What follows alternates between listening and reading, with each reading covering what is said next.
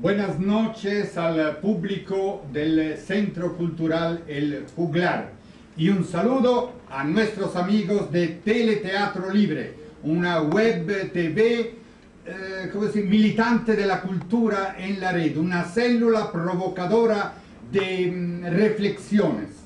No tenemos dueños, y no tenemos dueños porque no generamos dinero. Y no generamos dinero porque no tenemos cortes comerciales. Estamos en contra de la publicidad, instigadora del consumismo, fuente de corrupción, hermana privilegiada del capitalismo y más, censora de la libre información. Ya basta de la retórica de la propaganda. Bien, y ahora vamos a saludar a nuestro invitado de esta noche, el profesor Alberto Híjar. ¿Lo dije bien? Está bien dicho. ¿Qué pasa, profesor? ¿Qué dice de esta web TV sin cortes comerciales? Me parece excelente propuesta porque Marx dedicó todo un libro que no pudo ya ser publicado con El Capital. Ya el plazo con los editores había acabado. Entonces todo el libro sexto del Capital, que para nuestra fortuna existe en edición separada, remite a la reproducción de un concepto marxista muy importante, el de subsunción, de cómo el capitalismo se traga todo lo que producen los trabajadores, sean los de la riqueza material, pero también esa que llamamos espiritual, en honor a... Todo se vuelve mercancía. Así es. La reproducción es fundamental.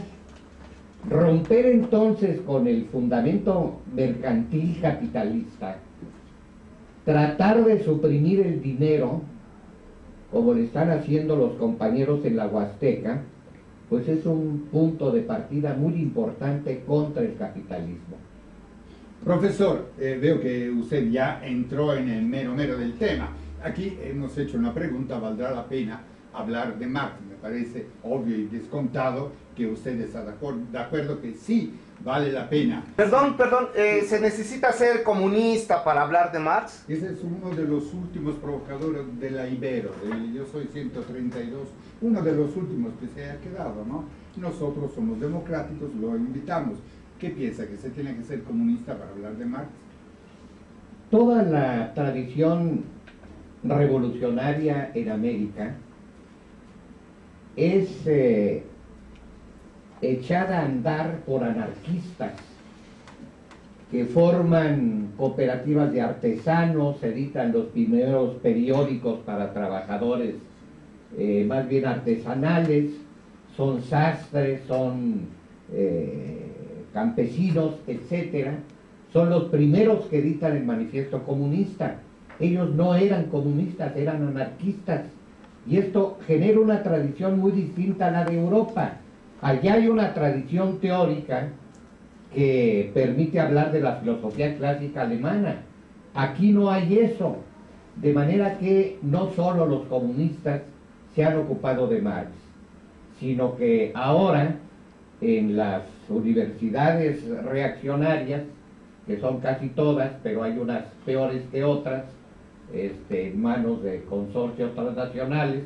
En Guadalajara se enseñaba a Gramsci, por ejemplo, porque esto de la hegemonía les viene bien a los empresarios y a los consorcios. Parece que el capital está vendido más para los capitalistas. No solo los comunistas les importa bueno, más. Yo no me atreví a contestar a esto y así pedí una ayuda a un gran actor, Charlie Chaplin.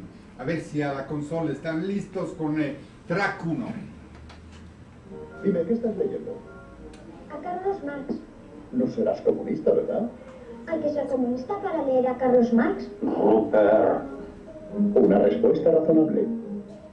Si no eres comunista, ¿qué eres entonces? Nada. ¿Nada? Cualquier forma de gobierno me fastidia. Pero alguien debe de gobernar. No me gusta la palabra gobernar. Bueno, si no te gusta la palabra gobernar, digamos mandar. El mando en el gobierno significa poder político y el poder político es la forma más directa de oprimir al pueblo. Profesor, este niño me parece que tuvo una educación un poco anarquista, ¿verdad? Pero el gobierno de las, en una sociedad, ¿se necesita reglas o no? Sí, claro. Y Las más terribles son las no dichas. Esta es una de las grandes aportaciones del marxismo, el concepto de ideología. Toda esa maraña de sentimientos, de sensaciones, de ideas que construyen relaciones sociales para reproducir ciertas relaciones de producción. Es lo que aprendemos en las escuelas, en las iglesias, en los clubes, en los partidos deportivos, etcétera, donde no está escrita una normatividad, pero todo esto tiende a fortalecer una manera de ser y estar en el mundo, y todo esto reproduce cierto poder, que es a lo que se refiere el niño. esa es la política, ¿no? No, es la ideología. Bueno, pero La política es ya de manera abierta la lucha por el poder. No es el acuerdo y esto que repiten los electoreros, sino es la lucha por el poder. La ideología es otra cosa, es esto que no se nota, es el ambiente, es lo que aprendemos en la familia, con los amigos, etcétera. se necesitan reglas que la política puede crear, no los políticos, estoy diciendo la política, porque hoy como hoy, si uno habla de política, dice, no, ¿de qué estás hablando? Eso es feo. Yo creo que la política es importante, ¿o no? Claro, hay una carga peyorativa en la noción cuando en México, sobre todo en los 6 meses recientes, cuando nos faltan 43, cuando decimos los políticos, pues sí, son esta bola de criminales miserables, contratistas, es este capitalismo de los compadres que le llaman. En italiano sería capitalismo de padrinos. Ándele. ¿No ves que Así se somos llama. igualitos? No, Claro, eso son los efectos de la globalización. Así está la bueno, cosa. nosotros, pero la globalización, sobre todo mafiosa, la teníamos hace mucho tiempo, ¿eh? Somos los que inventaron la mafia, ¿no? Claro. Entonces las reglas de la política han destruido a los estados-nación que fracasaron históricamente. Ya nunca más serán capaces de generar fraternidad, libertad y solidaridad como proclamaron con la Revolución Francesa, la primera revolución burguesa. Claro, ellos tienen normas y muy estrictas. Ahora en la globalización es el Fondo Monetario Internacional, es el Banco Mundial, quien dispone qué incremento tendrán los salarios, qué se destina para cada cosa en los presupuestos. La mala distribución de la riqueza. La soberanía nacional Bueno, esa ya terminó no hace mucho tiempo. Ya no existe esta. De modo que hay esas reglas, pero hay las otras de los revolucionarios, y ahí es donde el marxismo es necesario. Bueno, quería decirle algo, profesor. Yo no quiero ponerme ningún moño sobre esta idea de si valdrá la pena o menos hablar de Marx. No, estaba trabajando en Italia, en televisión comercial, a punto. Entonces tenemos un pecado, ¿no? Y me llamó un actor mexicano, un amigo, yo también me dedico al teatro, y me dijo, Alberto, ¿por qué no montamos una obra sobre Marx? Me quedé, porque mira, que no es taquillero, en Europa nadie le habla de él. Sí, se sabe que es filósofo en la escuela, pero no, y además en el teatro no viene gente, no es taquillero, no comes. Pero como dicen acá, el cuchillito de palo terco no quiere montar esa obra. Profesor, si me permite, yo quiero presentarles al actor mexicano y al público también. Le pido un aplauso así, normal, de bienvenida, al actor José Alonso Gálvez Torres.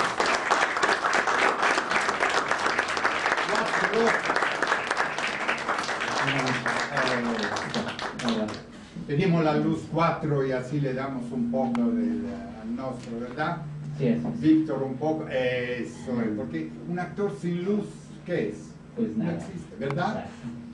¿Cómo te encuentras? Pues bien. ¿Estás bien? Tu cafecito ya lo tomas. Así es. Profesor, es un actor de izquierda. Feliz, ¿no? De la vida, porque ¿qué estás haciendo? ¿Estás convencido todavía? Sí, sí, sí. ¿De qué? Pues de presentar la obra, ¿no? ¿O qué estás leyendo? El periódico y Ay, ¿cuál periódico? la jornada. Es que es un actor de izquierda, la verdad. ¿Es un periódico de izquierda, profesor, La Jornada? Suavecito, bien. Ah, es una izquierda suavecita. Porque ahí luego tú eres de suavecito como... Pues depende para qué. ¿De qué depende? De las circunstancias. ¿Te sientes bien de ser de izquierda? Pues, bueno, de eso lo definen los actos, ¿no? ¿De qué eres? ¿PRD, Morena? No. No digo, siempre y cuando no me relacionen con el PRD está bien. ¿Por qué empiezas con esta? Profesor, ¿se tiene que estar en algún grupo o no? Por participar a la vida social. Tenemos un personaje histórico fundamental para el marxismo y para los procesos revolucionarios, que es José Revueltas, que decía que era un comunista sin partido.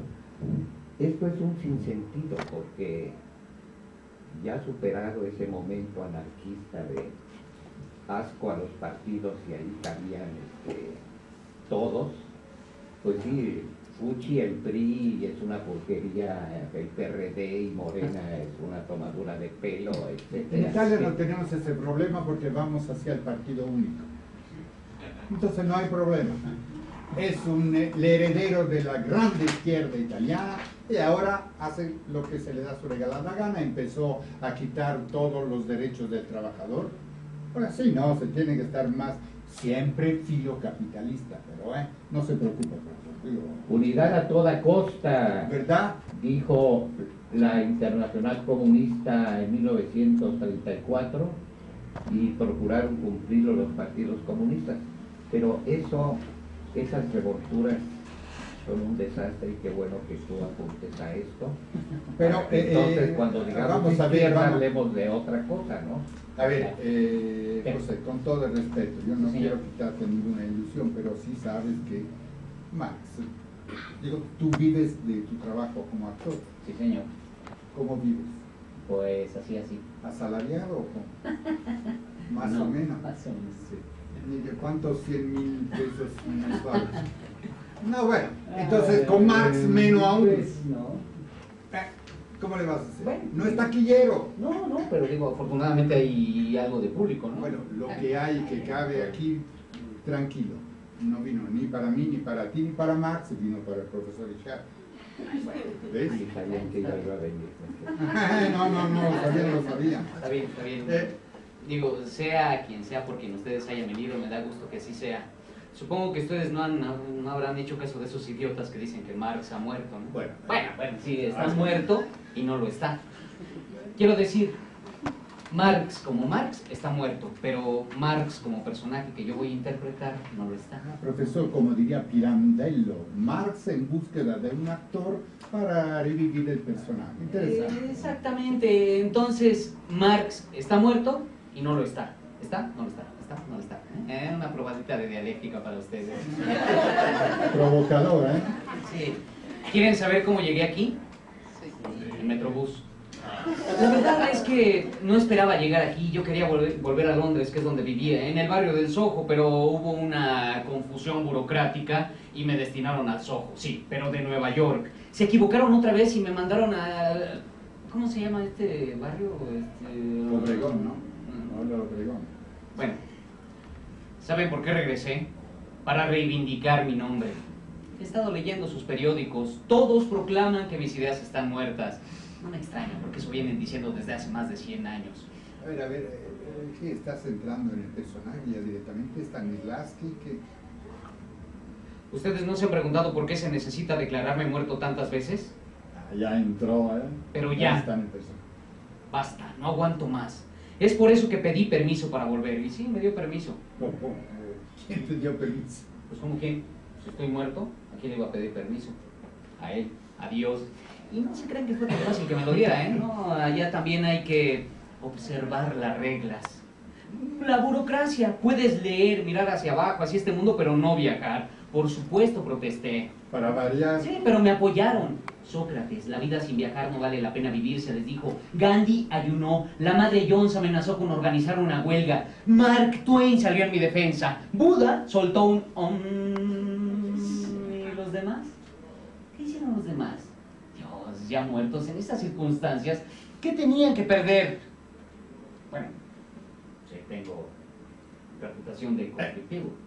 Pelonero, un hijo de la chingada si quieren. Pero incluso allá, la protesta funciona. Me dijeron, está bien, tienes una hora más o menos para hablar de lo que quieras, pero por favor, nada de manifestaciones. Es que ellos creen en la libertad de expresión, dentro de ciertos límites. Son liberales como ellos. Así es que pueden difundirlo. Marx ha vuelto, pero no se vayan a espantar, por una hora más o menos. Y además quiero que les quede bien claro, yo, Marx, no soy marxista. Una vez se lo dije a Pieper y casi se vuelve loco. Pero les hablaré de Pieper más adelante. Más adelante. Con permiso, más adelante. A ver. ¿Qué? ¿Dónde vas? A buscar mi camerino. Con permiso. Aquí todo. Pero sí es verdad que Marx dijo, yo no soy marxista. Curioso, porque es como si regresara a Cristo y sabes que yo no soy cristiano. Se lo dijo a su yerno, Lafargue, que Perdón. Es que no hay camerino ya. Voy a ver si por este lado. que estaba involucrado con la organización de la Internacional de Trabajadores y bueno, a su manera estaba tratando de hacer propuestas sensatas que no le parecieron a Marx, y esto lo hizo decir eso, si este es marxista, yo no soy marxista. Y regresando hoy, que hay muchos que se definen marxistas. Eso es lo sabroso del marxismo, que ha dado lugar a tendencias no solo distintas, sino hasta opuestas. El trotskismo sigue siendo una tendencia poderosa, crítica, reflexiva, que acusa de stalinistas a todo lo que se le pone enfrente e intenta trabajar por los trabajadores. Y esto es lo que hace sabroso al marxismo, ¿no? Que es necesario apropiarse de un corpus central, para decirlo en términos teóricos, para entonces entrarle a la discusión.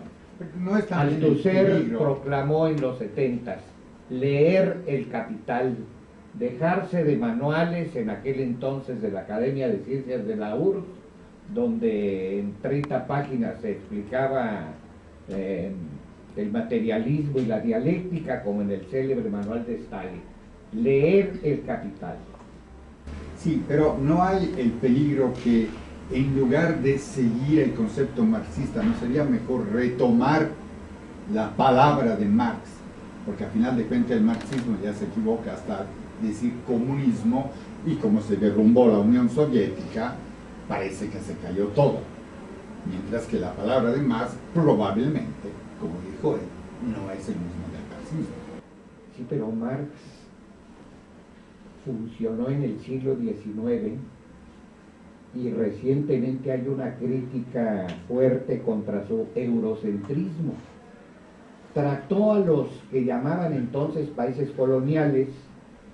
Jenny, su hija, especialmente lo metió al problema de Irlanda, les interesó la India, pero al fin de cuentas, la palabra de Marx es una palabra decimonónica y eurocentrista que todo el tiempo ha sido actualizada por los revolucionarios más radicales.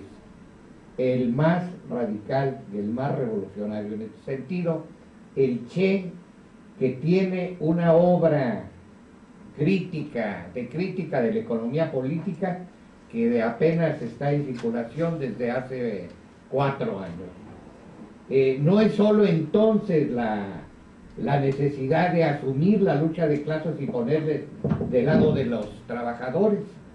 El proletariado dejó de existir, dice Tony Negri, un marxista Pero muy no el influyente. salariado de explotado, pero sí todavía existe. Eso existe en los asalariados. Profesor, le tengo que interrumpir porque como le dije, no tenemos cortes comerciales. Oye, esto ya me digo que está bien, pero sí tenemos cortes culturales. Y además quiero ver cómo se desarrolla ese del actor nuestro, si le encontró el camerino.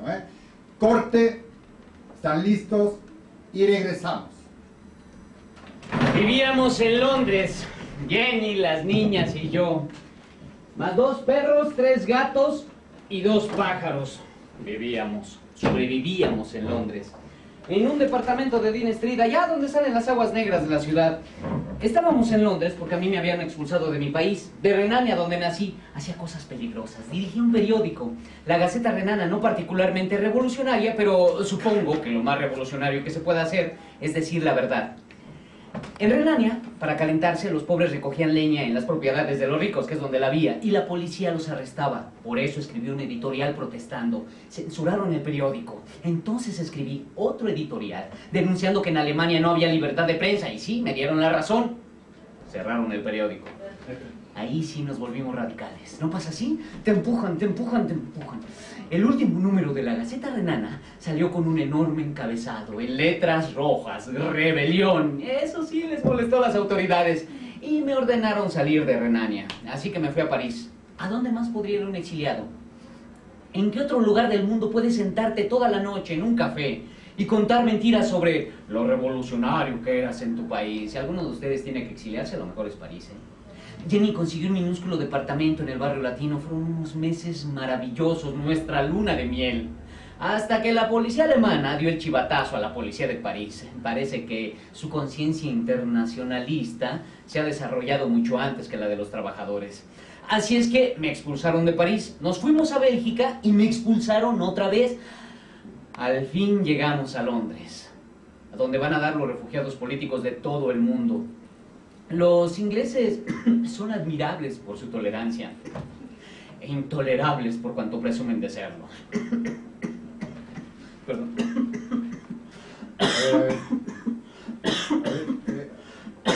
José, Ay, perdón. ¿qué pasa? Es que, bueno, el doctor me dijo que la tos se me iba a quitar en unos cuantos días, pero eso fue en 1858. Ah, Marx. Bueno, hemos visto la primera parte. Marx empieza todo por lo corrieron del periódico, ¿no? Ahí tocamos un texto de eso que libertad de expresión, libertad de información, información independiente. Estamos en una época en donde podemos decir que la información es libre e independiente. No, es evidente que no. Hay una creciente monopolización de todos los recursos de alta tecnología para reducir la información a boletines oficiales que algún locutor que se dice periodista, como López Dóriga o cualquier miserable semejante, ¿Quieres que le haga algún nombre italiano? Pues así parecamos, ¿no? Sí, seguramente allá hay lo mismo. Estos que leen y tienen de la presidencia y de la defensa y todo, les mandan los boletines y tienen reporteros en la calle para informar cosas trascendentales como la muerte de un luchador en el ring o cosas así que son muy trágicas. Pero profesor, ¿no piensa que el hecho que la radiofrecuencia, que es como el agua, es aire, ¿no?, sea vendida a los privados, sea algo terrible? Ah, pero les estaba hablando de Pieper. En Londres, los refugiados políticos de todo el mundo entraban y salían constantemente de nuestra casa. Pieper era uno de estos. Pieper. Me caía mal. Era servil, adulador. No se separaba de mí más de medio metro para asegurarse de que no pudiera evitarlo. Y todo el tiempo me hacía citas de mis escritos. Yo le decía, por favor, Pieper, no me hagas citas de mí mismo. Se atrevió a decirme, pensando que me agradaría, que iba a traducir El Capital al inglés. El tipo no decía una palabra en inglés sin hacer una carnicería. El inglés es un bello idioma, es la lengua de Shakespeare. Bueno, si Shakespeare hubiera escuchado decir a Pieper una sola frase en inglés, se envenena. Y luego lo envenena a él. Pero Jenny le tenía lástima, era una especie de solidaridad de refugiado. Lo invitaba constantemente a nuestras cenas familiares. Una noche llegó Pieper y me anunció la fundación de la Sociedad Marxista de Londres. ¿Una sociedad marxista? ¿Y eso qué es? Nos reunimos una vez a la semana para discutir sus escritos. Los leemos en voz alta y analizamos frase por frase. Por eso nos llamamos marxistas, porque creemos enteramente y de todo corazón lo que usted ha escrito. ¿Enteramente? ¿Y de todo corazón? Sí, y sería para nosotros un honor, Herr Dr. Marx, siempre me decía Herr Dr. Marx, que usted pudiera presidir nuestra próxima reunión de la Sociedad Marxista de Londres. No puedo. ¿Por qué? Porque yo no soy marxista. No era su mal inglés lo que me molestaba, era... El mío tampoco era perfecto, era su forma de pensar. Como un satélite dando vueltas alrededor de mis palabras y proyectándolas al mundo, pero distorsionadas. Y además defendía esa distorsión como un fanático. Una vez le dije a Jenny, ¿sabes lo que más me asusta? ¿Que la revolución de los trabajadores no llegue nunca? No, que la revolución sí va a llegar, pero encabezada por hombres como Pieper, aduladores cuando no están en el poder, soberbios y arrogantes cuando lo tienen, dogmáticos. Hablarán ellos en lugar del proletariado, interpretando mis ideas para el mundo, y organizarán un nuevo sacerdocio, una nueva jerarquía con excomuniones, listas negras, inquisiciones, pelotones de fusilamiento, todo esto en nombre del comunismo. Dividirán al mundo entre imperios capitalistas e imperios comunistas. Retrasarán nuestro hermoso sueño 100 años y será necesaria otra revolución, quizá 2, 3 más para reencauzarlo. Eso es lo que temo.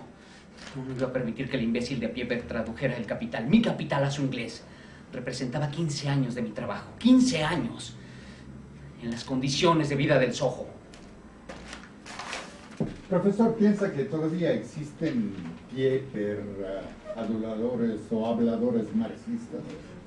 Claro, está lleno de charlatanes el marxismo y de profesores bien portados que ganan muchísimo dinero explicando pero la plusvalía. ¿Cómo se diferencian, cómo se ubican, cómo se distinguen en uno de otro? Una de las grandes aportaciones revolucionarias del marxismo es el concepto de práctica, que incluye la práctica teórica, por supuesto, es decir, la transformación del mundo, como dice la célebre tesis 11 sobre Feuerbach.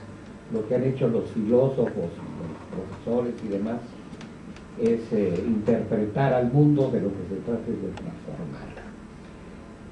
Toda esa banda de oportunistas que emigraban en Londres con el cuento de la revolución, como suelen hacerlo muchos refugiados que llegan de sus países con el cuento de que allá hacían la revolución y entonces acá hacen comités y les va muy bien y los entrevistan en la televisión, etcétera. Marx los trata en un libro muy poco conocido de él que se llama Los héroes del destierro. Entonces ahí narra lo que hacían estos comités de solidaridad por la lucha del pueblo renano y quién sabe qué. Los destapan no solo en sus oportunismos mercantiles y de vender la revolución como si fuera una mercancía cualquiera, sino también en todo el discurso oportunista que también llena de discursos inflamados a los falsos marxistas, el proletariado y usan conceptos que no tienen ya sentido. El concepto de proletariado sin sindicatos, sin movimiento obrero, pues ya impide hablar de clase en sí y para sí, que sería ese proyecto del proletariado. Entonces los alumnos, los jóvenes, los estudiantes, para entender si un profesor es un buen marxista o no, depende de la praxis, la práctica que pone él. Así es. Por eso algunos hablamos del otro marxismo, que no es el otro, sino es el marxismo. Es decir, el marxismo del Che, de Mao Zedong, de Mario Palleras, de Roque Dalton, de revolucionarios que estuvieron en la lucha armada y que escribieron maravillosamente sobre táctica y estrategia, pero en posición de combate, ¿no? Bueno, entonces hacemos otro corte y regresamos.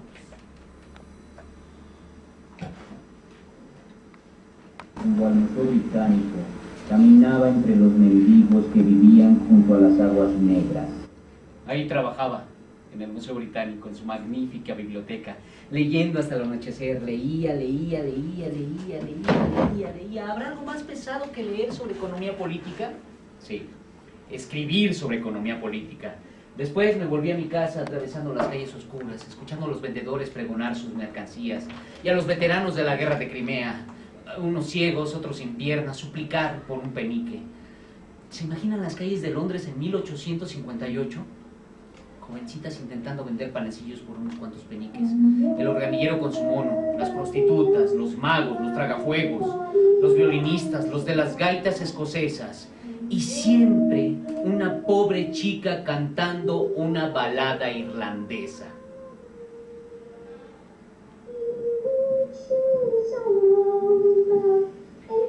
Eso es lo que veía y escuchaba todas las noches, caminando desde el Museo Británico, bajo los faroles de gas que acababan de encenderse, entre el lodo y las aguas negras, en medio del aire apestoso, el olor a pobre de Londres. Supongo que era conveniente para quien escribe la condena del sistema capitalista andar entre la basura, mientras escribe la condena del sistema capitalista. Mis críticos, intentando minimizar el contenido del Capital, han dicho, como siempre se dice de los escritores radicales, el pobre ha de haber tenido unas experiencias personales terribles. Pues sí, efectivamente. El camino a casa a través del Soho alimentó la cólera que puede ver en el Capital. Y no me vayan a decir, por favor, que eso fue lo que ocurrió hace más de 100 años, ¿sí? Solo entonces, cuando venía para acá, he andado por sus calles llenas de basura, he respirado el aire contaminado, he pasado junto a los cuerpos de hombres y mujeres que dormían en la calle, acurrucados para protegerse del frío. En lugar de una muchacha cantando una balada irlandesa, he escuchado la voz lastimera que me decía, 1 peso, señor, 1 peso para un taco. ¿Y a eso le llaman progreso? Porque tienen teléfonos celulares inteligentes, automóviles inteligentes, máquinas que vuelan sin tripulación y matan, y 1000 pociones para oler mejor, y la gente durmiendo en las calles. Aquí tienen un informe oficial, oficial. El Producto Interno Bruto de los Estados Unidos, es decir, la riqueza que se ha generado en el último año, fue de 14,000 millones de dólares. Ah, muy interesante, ¿eh? Pero díganme una cosa, ¿dónde están esos miles de millones? ¿A quién han beneficiado? Menos de 500 individuos controlan billones de dólares en actividad financiera. ¿Qué, acaso estas personas son más nobles? ¿Han trabajado más duro? ¿Son más útiles a la sociedad que la madre que cría 3 hijos pequeños sin dinero para calentarse en el invierno? La desigualdad y la miseria son inevitables y siempre han existido. Hay quienes tienden a subir y quienes suben a tender. Usted es muy gracioso, ¿no? Hace 150 años yo dije que el capitalismo incrementaría enormemente la riqueza de la sociedad, pero que esa riqueza se acumularía en muy pocas manos. Demasiados pobres, muy poco ricos. Gigantesca fusión del Chemical Bank y del Chase Manhattan Bank. La bolsa sube y 12,000 trabajadores pierden su trabajo. ¿Y dicen que mis ideas están muertas? Aquí sucedió lo mismo con Luz y Fuerza. Corrieron a más de 60,000 trabajadores. ¿Y qué? No pasó nada. El pobre es pobre porque quiere. En lugar de andar haciendo cosas que busquen trabajo. ¿Ah, sí? Usted no conoce La aldea abandonada, el poema de Oliver Goldsmith, ¿verdad? No, que lo va a conocer. Mal le va al país, presa de inminentes males, cuando la riqueza se acumula y los hombres decaen. Y sí, han decaído. Eso es lo que he visto al andar por esta ciudad. Casas decadentes, escuelas decadentes, seres humanos decadentes. Camino un poco más. Doy la vuelta y me encuentro rodeado de hombres ricos, mujeres llenas de joyas y abrigos de pieles. De repente, una sirena. Alguien estaba intentando robar las joyas y los abrigos de pieles. Ahí está, ahí está. Ya no puede tener uno ni sus cositas. También podríamos decirlo de otra manera, ¿eh? Alguien estaba intentando recuperar una parte del Producto Interno Bruto, quitándosela a los que lo habían robado legalmente. Los seres humanos reducidos a mercancía, su vida condicionada al dinero. Maravilla del sistema de mercado. Felicidades, ¿eh? Creo que a los de arriba no les gusta mucho cómo hablo, ¿verdad? Los seres humanos reducidos a mercancía. Esa es la situación en que nos encontramos, lo estábamos diciendo antes. Profesor, usted cuando me hablaba antes de la diferencia entre el verdadero marxista o otro marxista, nombró el concepto de lucha armada. Y sabemos que hoy hablar de lucha armada no está permitido, ¿no? Sí está permitido que se muevan todos los ejércitos del mundo, pero el concepto que para defenderse uno tenga que usar la lucha armada, ya lo están diciendo como si fuera, también es terrorismo. ¿Cómo le hacemos? Pues entendiendo que el terrorismo es terrorismo de Estado. Lo intuyen los pueblos el Estado del mundo. llama terrorismo al otro. Sí, lo intuyen los pueblos del mundo cuando reciben a Peña Nieto con grandes movilizaciones señalando que el crimen de Iguala, los 43 que nos faltan, fue el Estado. Y esto se ha convertido en bandera internacional. Entonces vamos bien porque queda claro que el capitalismo agoniza junto con su institución económico-política por excelencia, que es el Estado-Nación, que nunca funcionó. Puedo contradecirlo porque es mi tarea, no puedo, porque usted nombró ahora a su presidente de la República, me permito decirle que es de hoy también reiterada noticia que los inversionistas piensan y han decidido que este es el país donde mejor se puede invertir y hay más seguridad. ¿Qué hacemos? Entonces el mundo, los capitalistas no están tan de acuerdo con lo que dice usted. No, por supuesto que no. El Consejo Coordinador Empresarial y demás miserables hijos de puta, cada que pueden... ¿Cómo se ve que esta es una web TV libre? Insisten. Bueno, la palabra está ya en el diccionario de la Real Academia, yo a eso me acojo. Claro. Claro. Y la Real Academia la dirige un ex marxista que ahora es un pobre diablo, Jaime Labastida. Pero ahora se ha vuelto capitalista. Pero estos son los incidentes propios de esta necesidad de transformar en mercancía todo y que está llevando al colapso al planeta Tierra y que ha despojado de derechos a los trabajadores del mundo entero. Lo que costó años de luchas sindicales, de revoluciones, se ha reducido a la nada. Sí, sabe que en esta condición, ¿la lucha armada es necesaria o no? Hemos cambiado tema, en el sentido, ¿valdrá la pena hablar de Marx? O si quiere ahora ponemos otro tema.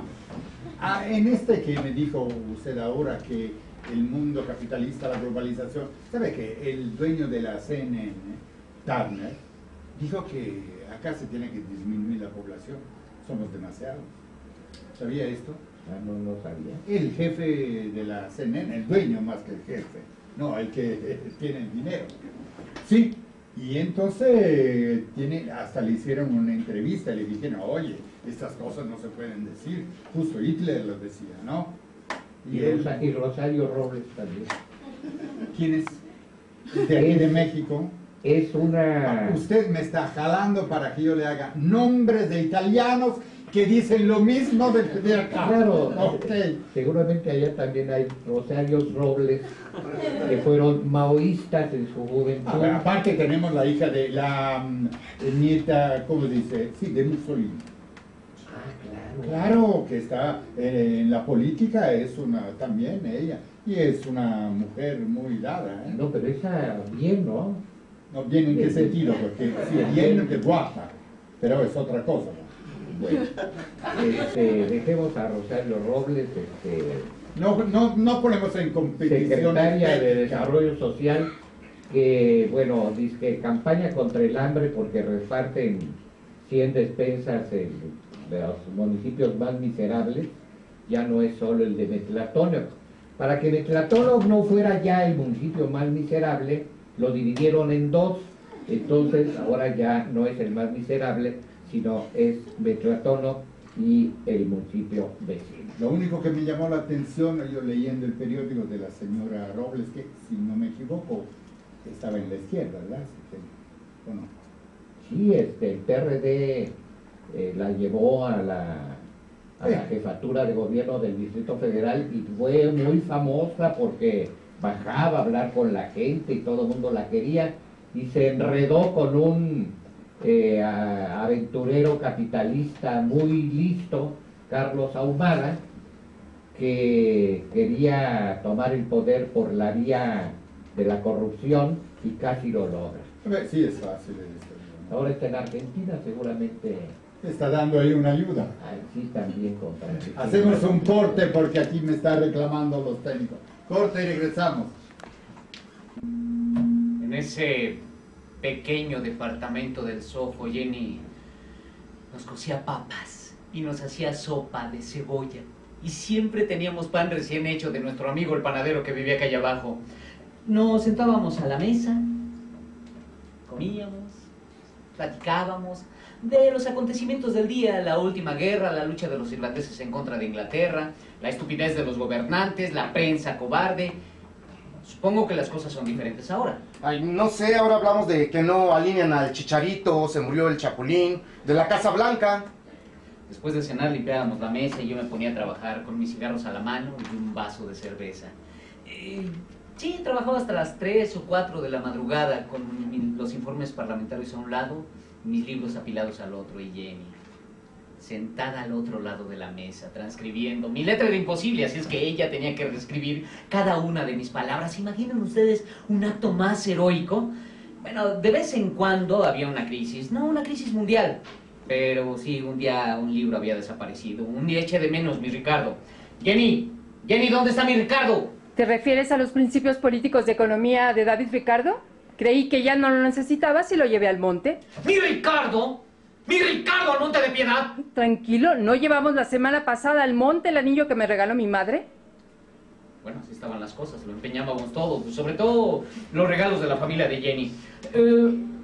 Cuando terminamos con los regalos, seguimos con nuestra ropa. Una Navidad, no, ¿qué una Navidad? Un invierno entero me la pasé sin mi abrigo. Cuando se publicó El Capital, claro que quisimos festejarlo, pero no teníamos ni para desempeñar los platos y los manteles para la cena. Entonces Engels tuvo que dar un dinero. Engels, un santo. Federico Engels. Es que no hay otra palabra para describirlo. Santo. Cuando nos cortaban el agua y el gas, la casa se quedaba a oscuras y nuestro ánimo por los suelos. Entonces Engels pagaba las facturas. Su padre tenía unas fábricas en Manchester. Sí, el capitalismo nos salvó. Bueno, santo, pero no siempre entendía bien nuestras necesidades, ¿eh? Ay, pobres y exigentes. No teníamos ni para comer y Engels enviaba cajas de vino. Una Navidad no teníamos el arbolito y Engels llegó con 6 botellas de champaña. ¿Y el arbolito? Bien, gracias, nos lo imaginamos. Hicimos un círculo a su alrededor y cantamos Feliz Navidad, Feliz Navidad. Sí, ya sé que mis amigos los revolucionarios estarán diciendo Marx, el ateo, con un árbol de Navidad. Sí, yo escribí que la religión es el opio del pueblo, pero nadie, ni siquiera mis amiguitos los revolucionarios, ha leído el párrafo completo. La religión es el único momento que tiene el oprimido para respirar. Es como el opio, un alivio. No es una solución, pero de algo sirve para aliviarse. Y si hay alguien aquí que sabe de alivios, ese soy yo. Lo sé muy bien por mis forúnculos, fístulas, abscesos, barros, granos en el... No hay nada en el mundo más horrible que tener forúnculos en el culo. Parece que la palabra de Marx está muy bien, le gusta mucho hasta Bergoglio, el Papa. ¿verdad? No, ha oído que a los pobres, y además dice que se tiene que luchar para la dignidad del trabajo. Así dijo hace unos días. Sí, así es. No sé, que lo veo que se quedó. ¿Sí ha oído esto? Sí, sí. ¿Y cómo se quedó usted? Dijo, ay, hijo, Bergoglio ya quiere pasar de mi lado. Bueno, un papa inteligente. Jesuita, ¿eh? No olvidamos ¿Mm? que es un jesuita el papa, para variar. Digo, Un soldado de Cristo. un soldado de Cristo. Un soldado y ahora de quiere Cristo. ser contra el capitalismo americano. Y político inteligente, lo cual ya es una rareza, porque ahora los soldados son unos idiotas y los generales y almirantes no se digan. Por eso ya está un contingente de marines mexicanos cumpliéndole a Estados Unidos y lavando escuchados para los gringos en Haití. Pero eso ante está la hablando crisis... de la ONU. La ONU es la fuerza para tener paz en todo el mundo, ¿no? Sí, claro, es tan eficiente la ONU que Que hay Estados mucha guerra en Unidos todo el mundo. destruye países enteros como Yugoslavia y 10 años después la ONU lanza una proclama. Bueno, también en la Yugoslavia, en el derrumbe de Yugoslavia, el Vaticano puso su monedita de oro. Así es, alimentó el fanatismo de los croatas para que dispararan al edificio del frente donde estaba el elenco. Entonces fíjese que el Vaticano derrumbó el comunismo, consolidarnos, ¿verdad? Cerrado. Derrumbó la Yugoslavia ayudando a Croacia. Ahora va a derrumbar el capitalismo, seguro. Seguro. Y Lech Walesa lo invitan de vez en cuando los empresarios de Monterrey y de Guadalajara, panistas algunos de ellos, a que venga junto con Rajoy y otros criminales de ese tamaño. Pero la crisis de la Santa Madre Iglesia Católica es grave. No hay ya vocaciones sacerdotales, los seminarios están vacíos, en Estados Unidos se abandonan las iglesias. De aquí esta cese de un papa anciano y en estado ruinoso para sustituirlo por este papa que es un tiro de político simpático, va a canonizar a Monseñor Oscar Arnulfo Romero, esta maravilla de arzobispo de El Salvador, tan importante para el proceso revolucionario. Quiere cambiar también la situación Fracasado y traicionado en ese país. del Banco Vaticano, quiere cambiar.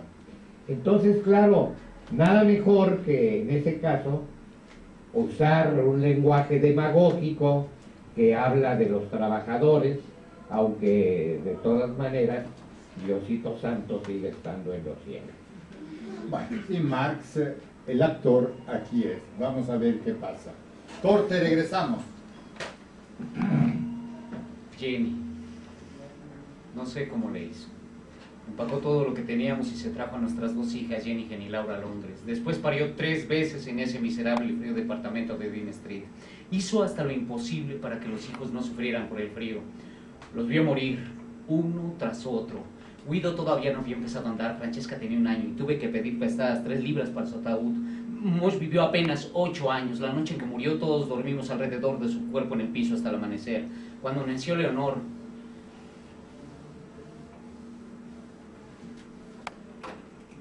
tuvimos miedo, pero ella era muy fuerte. Fue bueno que tuviera 2 hermanas mayores porque ellas habían logrado sobrevivir. Jenny nació en París. París es maravilloso para los enamorados, pero no para los niños. Es algo que hay en su aire. Laura, nuestra segunda hija, nació en Bruselas.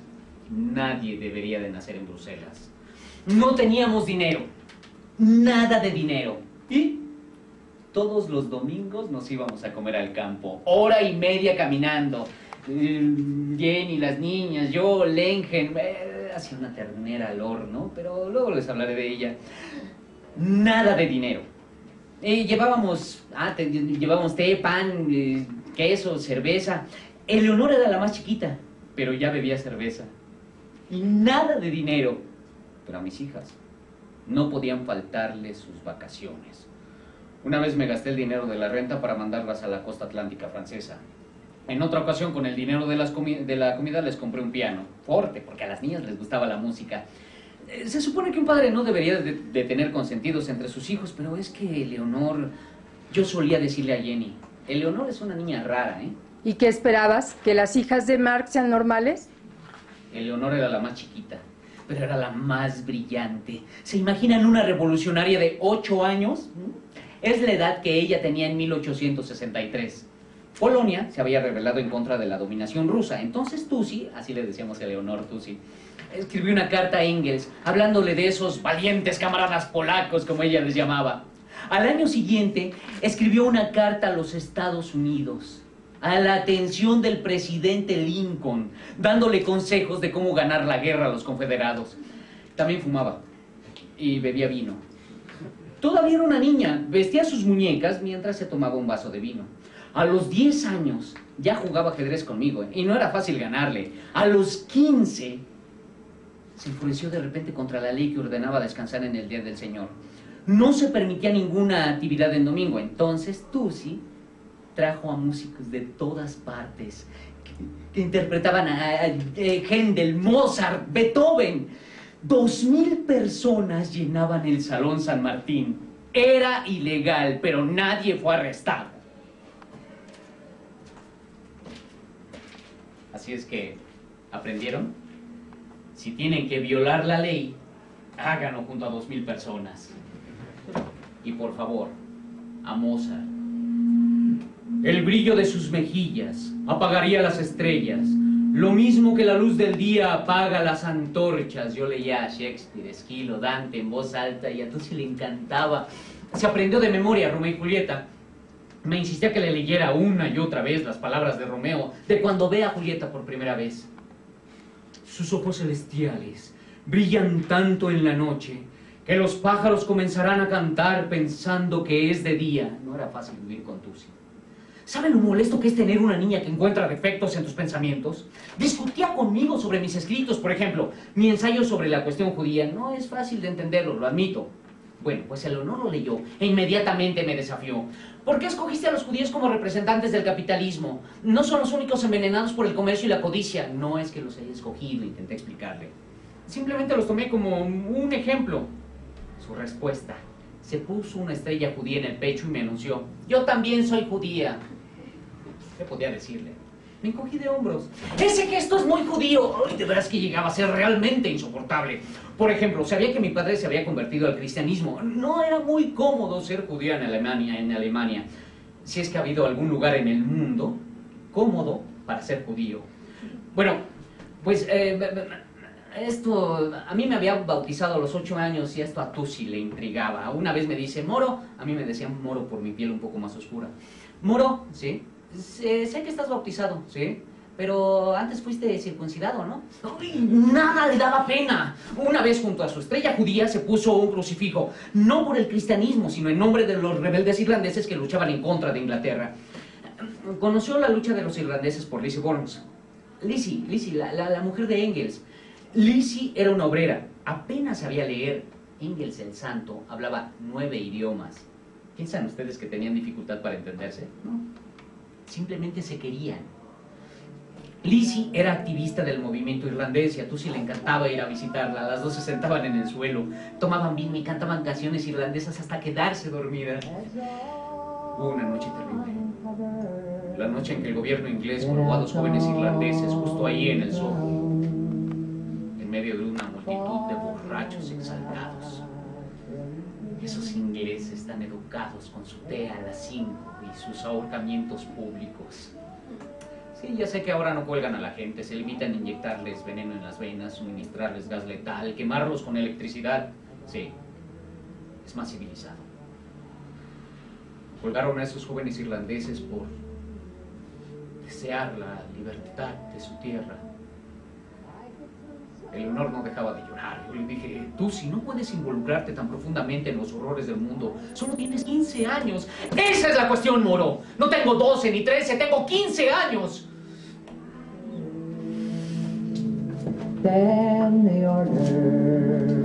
Los jóvenes, el capitalismo los está no solo explotando, sino durmiendo, ¿no?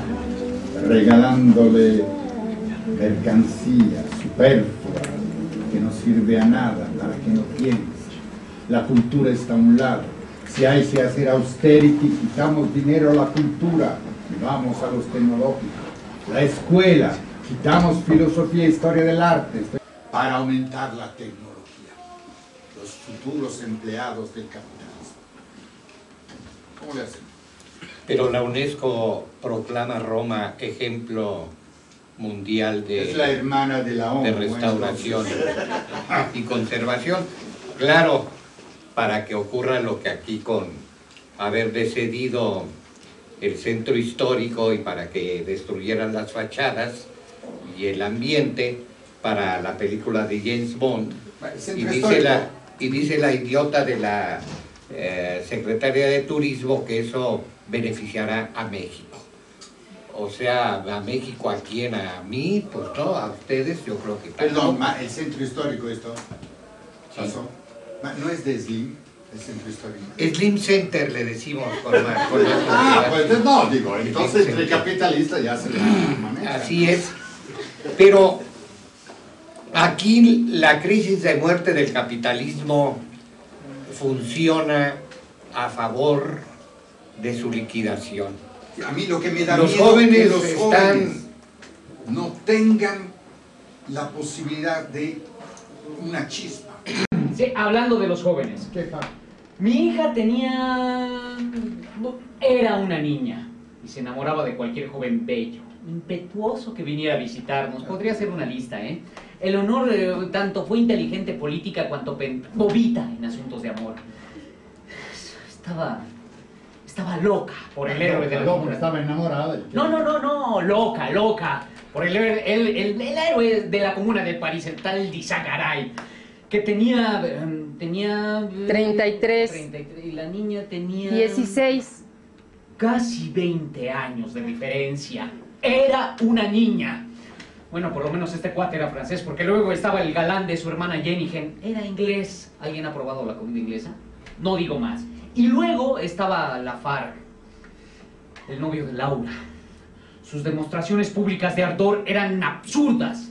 Le ponía la mano en el trasero enfrente de todos. Sí, la torteaba como si fuera la cosa más natural del mundo. Y Jenny lo defendía. Son sus orígenes criollos. Su familia vino a Francia desde Cuba. Como si todos en Cuba se anduvieran torteando. No sé si ya lo pregunté.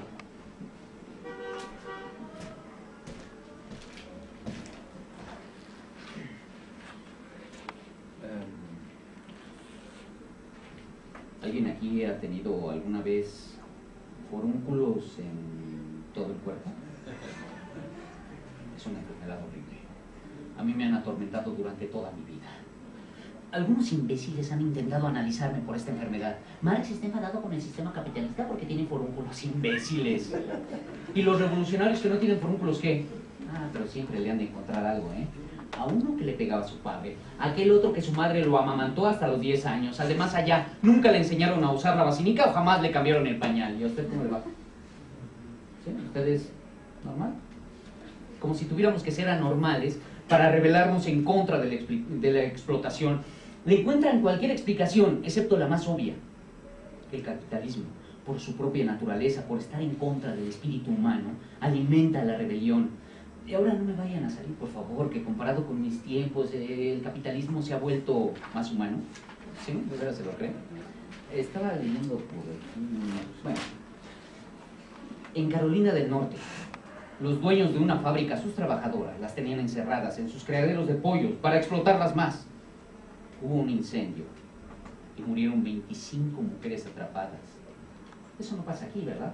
No, ya, bueno, aquí han muerto algunas costureras encerradas, han desaparecido algunos estudiantes, han explotado hospitales, pero no, ya casi no pasa aquí. ¿Y a eso le llaman capitalismo más humano? ¿De veras se lo creen? Debería darles vergüenza. Sí, es muy probable que mi rabia sea provocada por mis forúnculos. ¿Y si así fuera qué? ¿Ya intentaron trabajar? ¿Sentados? ¿Con forúnculos en el culo? Y por favor, no me vayan a hablar de los médicos porque ellos saben de esto mucho menos que yo. Mucho menos. Porque los forúnculos son míos. No podía ni dormir hasta que descubrí algo milagroso. El agua. ¿Sí? Paños empapados en agua caliente, bueno, tibia. Jenny me los aplicaba pacientemente una hora tras otra. Yo me despertaba en medio de la noche por el dolor, entonces Jenny me ponía mis paños. A veces cuando Jenny no estaba, lo hacía Lengen. Pero bueno, ya les hablaré de Lengen más adelante. Más adelante. No toman ansia, más adelante. Siguiendo lo de los jóvenes, el miedo que me da que, por ejemplo, en Europa surgen movimientos, a veces se llaman populistas. Ahora no se sabe qué es Podemos en España. En Italia, un cómico, Grillo, está llevando muchos jóvenes, como casi, no casi, es el segundo partido, le va para ganar, como Podemos, está aliado con Podemos. En Grecia, un intento, no se sabe si es un izquierdo o como sea. ¿Será esto el próximo camino de la otra izquierda? Puede ser porque a la par, por ejemplo, el Ejército Zapatista de Liberación Nacional ha sabido organizar autonomías que, claro, significan una resistencia terrible porque están llenas de carencias en los caracoles y en los municipios autónomos. Esto está cargado no solo de jóvenes, sino de niños que están siendo formados en el ejercicio de la autogestión y en el conocimiento de sus condiciones de vida. Los libros de historia que edita la Universidad de la Tierra, que es una institución asombrosa, informan de la historia de Chiapas y la historia de toda la región sur-sureste de México.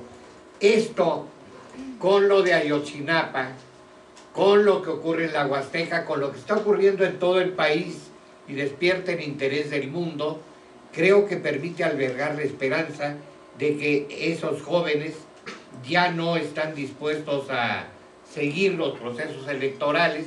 Mañana estaremos movilizados con los padres de los 43 frente al Instituto Electoral para pedir la anulación de las elecciones. Esto es un gran avance porque están en el umbral de desconocer la democracia burguesa y de organizarse autónomamente. La burguesía tardó más de 300 años en tomar el poder. Todavía hay poderes negociados con monarcas tan decrépitos e idiotas como la reina de Inglaterra o el idiota del rey de España, tanto el que abdicó como el que lo sigue, y su esposa, la muda mexicana que ni siquiera se sonríe, sino está en calidad de momia decorativa junto al imbécil de su marido. Sí, sonreía que... Pues por lo menos la televisión se acercaría y entonces a lo mejor hasta podría competir. ¿Cómo se llamaba la señora del francés? La italiana, la Bruni. Por lo menos podría... ¿Cuál por lo menos? Que ahora Sarkozy está ganando otra vez, por favor, no, profesor. Sería un horror, No, está ganando a las elecciones la de ayer. Veo que esto va dejando en claro que los procesos electorales para lo único que sirven es para elegir al tirano en turno que nos va a explotar y acabar de dar en la madre. Bueno, así es el sistema. Entonces, ahora con esto de los 43, esto está muy sabroso porque hay un proceso de rechazo a las elecciones y de organización de la autonomía. Creo que vamos bien. El martes próximo empiezo un curso libre en lo que era la Galería Autónoma junto al Che Guevara para explicar de Ayotzinapa al Plan de Iguala una historia de México que tendría que culminar de manera anticapitalista. Bueno, entonces todos son invitados a esto, ¿eh? Por supuesto. Por supuesto. Corte, regresamos.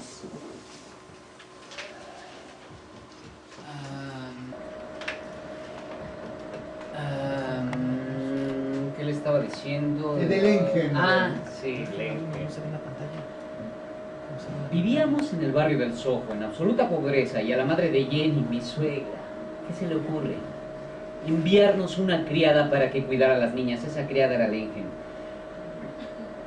Esas cosas... Teníamos hasta los muebles empeñados. No comíamos, pero eso sí, teníamos una criada. Esas cosas pasan cuando emparentas con la aristocracia. Los varones de von Westphalen. Tu familia política no te envía el dinero que necesitas, pero sí te envían finas mantelerías, cubiertos de plata, una criada. Hasta eso que no es tan mala idea, lo de la criada. Siempre puede agarrar las finas mantelerías, los cubiertos de plata, llevarlos al Monte de Piedad y traer algún dinero. Lengen lo hizo muchas veces. Recuerdo que una vez ya le iban a arrestar porque pensaron que se lo estaba robando, y entonces fui yo a interceder por ella y me arrestaron a mí toda la noche. Bueno, pero nunca fue tratada como una criada. Las niñas la adoraban. Jenny la quería muchísimo. A veces cuando Jenny estaba enferma, era Lengen quien se hacía cargo de todo. Era como la otra mujer de la casa. Tanto que su presencia creó una gran tensión entre Jenny y yo. No sé por qué.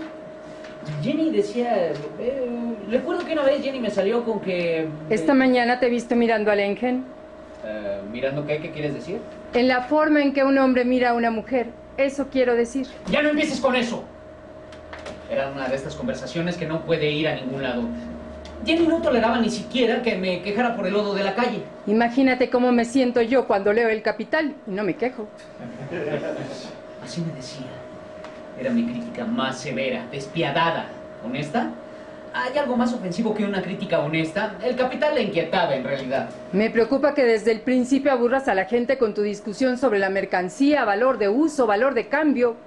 El libro es demasiado largo, detallado, pesado. Pesado, imagínense. El Capital pesado. Lo mismo me dijo el sindicalista Peter Fox cuando le regalé el libro. Me siento como un hombre al que le han dado un elefante. Precisamente, es un elefante. A ver, esto no es el manifiesto del Partido Comunista escrito para el público en general. El Capital es un análisis. Y está bien que sea un análisis, pero que entusiasme como el manifiesto. Un fantasma recorre Europa, el fantasma del comunismo. Eso es lo que excita al lector. Y luego, para atormentarme, me leí algún pasaje del Capital. La riqueza de las sociedades donde prevalece el sistema capitalista de producción se presenta como una inmensa acumulación de artículos de consumo. Se van a dormir. A ver, yo les pregunto a ustedes. ¿Es tan aburrido? Bueno, puede ser que un poco. Yo lo admití con Jenny. ¿Y ella qué me contestó? Una cosa no puede ser un poco aburrida. Una cosa no puede ser un poco aburrida. No estoy hablando mal de Jenny. No me malentiendan. Jenny consideraba el Capital. Solamente que le parecía un análisis demasiado complejo, no para cualquiera. Por otro lado, no es fácil explicar cómo en un cierto momento de la historia surge el sistema capitalista. Genera un crecimiento colosal de las fuerzas productivas y un incremento sin precedentes de la riqueza mundial. Luego, esta misma riqueza, por las propias características del capitalismo, será distribuida de tan mala forma que destruirá la humanidad, tanto de los trabajadores como de los propios capitalistas. Y finalmente, el capitalismo cavará su propia tumba para dar paso a un sistema verdaderamente humano. No es fácil explicar esto, no es fácil. ¿Estamos llegando a la gente que queremos llegar? ¿Sabes por qué los censores han permitido que se publique tu libro? ¿Por qué? Porque como ellos no lo entienden, suponen que nadie más lo va a hacer. Le recordé que el Capital había recibido muchas críticas bastante favorables. Sí, porque la mayoría de ellas las escribió Engels. Le dije que quizá estaba siendo tan crítica con mi trabajo porque no eres feliz conmigo. Ustedes los hombres no pueden creer que su trabajo merezca críticas y entonces todas se las toman como algo personal.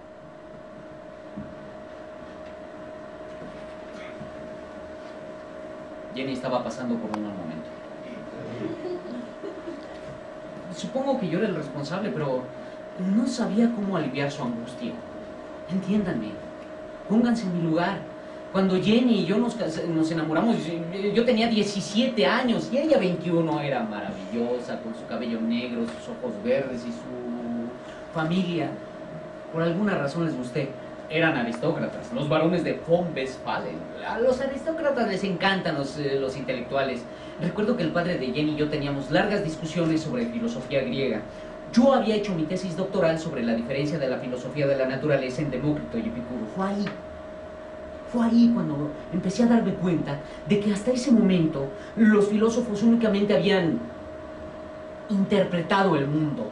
El problema era cómo cambiarlo. Cuando me expulsaron de Alemania, Jenny me siguió a París y allí nos casamos. Nacieron Jenny y Laura. Vivíamos felices, sin nada, reuniéndonos en el café con los amigos. Ellos también vivían sin nada. Éramos pura chusma. Bakunin, el descomunal y peludo anarquista. Engels, el santo ateo. Heine, el hermoso poeta. Y Stirner, el inadaptado total. Ah, y Proudhon, que decía: la propiedad es un robo, pero yo quiero un poco. Me hubiera gustado que conocieran a Jenny. Hasta aceptó el hecho de que yo simplemente no pudiera tener un trabajo como los demás hombres. Bueno, sí, lo intenté una vez. Escribí una carta a los ferrocarriles solicitando un empleo de administrativo y así me contestaron. Doctor Marx, es para nosotros un honor su solicitud de trabajo aquí. Nunca hemos tenido un doctor en filosofía trabajando para nosotros como administrativo, pero el puesto requiere de una escritura legible, por lo que desgraciadamente, afortunadamente para mí, tenemos que rechazar su oferta. Jenny creía en mis ideas. Solamente que quería que describiera la teoría de la plusvalía de forma que la pudieran entender los trabajadores comunes y corrientes. Nadie puede entenderla sin entender antes la teoría del valor del trabajo. A ver. La fuerza de trabajo es la única posesión que tiene el trabajador y tiene que venderla como mercancía para procurarse su subsistencia diaria. ¿Sí? ¿Cuánto vale esta mercancía, esta fuerza de trabajo, según el capitalismo? ¿No? El mínimo indispensable que necesita una persona para sobrevivir un solo día. ¿No? Pues hasta los de la jornada lo entendieron.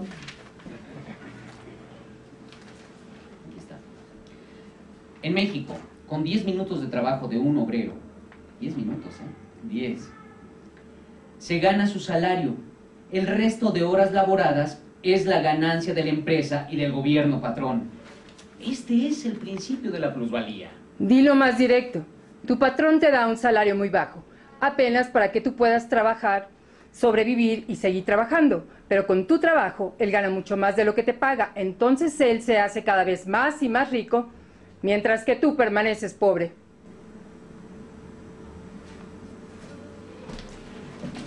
Profesor Ijar, es difícil leer el Capital. ¿Y cómo se hace para divulgar, para que se pueda difundir la palabra de Marx? Creo que es cuestión de entrenamiento, así como los atletas hacen ejercicios para prepararse, pues igual tendríamos que hacer para poder leer obras como El Capital. Si uno le entra directamente al Capital, en lugar de dar un rodeo por algún libro de divulgación siempre malo, creo que acabará por tomarle el gusto incluso a las bellas descripciones que hace de las terribles condiciones de trabajo infantil en Inglaterra, o el maravilloso capítulo de Maquinaria y Gran Industria, que es una exaltación a la tecnología desarrollada por la burguesía. En realidad el Capital... Bueno, parece que los burgueses se han exaltado mucho, Claro, en realidad el Capital es una gran obra sobre el capitalismo. Ningún burgués será capaz de escribir nada semejante. Y esto tiene un atractivo no solo teórico, sino sentimental. Marx se apropia de Shakespeare, de Cervantes, de Heine, para citarlos en el Capital y hacer incluso bromas en otras obras, como la que hace sobre las Robinsonadas, a propósito de los economistas ingleses, David Ricardo y John Stuart Mill, de cómo ellos imaginan la producción de hombres aislados de todo, ¿no? A eso le llama Robinsonadas. Este tipo de bromas teóricas. Un filósofo italiano, Fusaro, dice que es como una novela gótica, el capital. Puede serlo, es decir, si nosotros nos entrenamos para la lectura, creo que encontraríamos el gusto por leer El Capital y obras semejantes.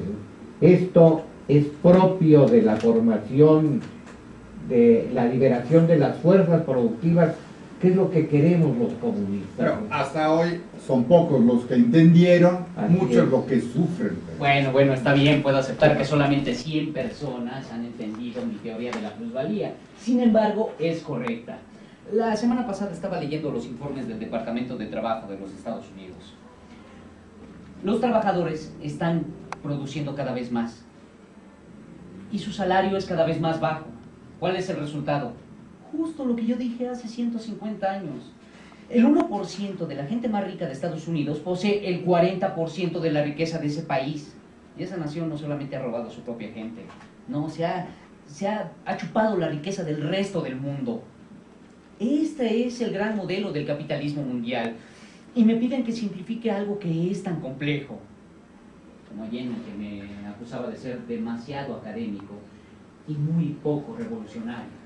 Olvídate de los intelectuales, háblale a los trabajadores, no seas arrogante e intolerante. ¿Por qué atacas a otros revolucionarios con más vehemencia de lo que atacas a la burguesía? Proudhon, por ejemplo. Ese tipo no entiende. Tenemos que aplaudir al capitalismo por su desarrollo de grandes industrias para luego apoderarnos de estas. Proudhon piensa que debemos volver a una sociedad más simple, más austera, más pobre de lo que estamos.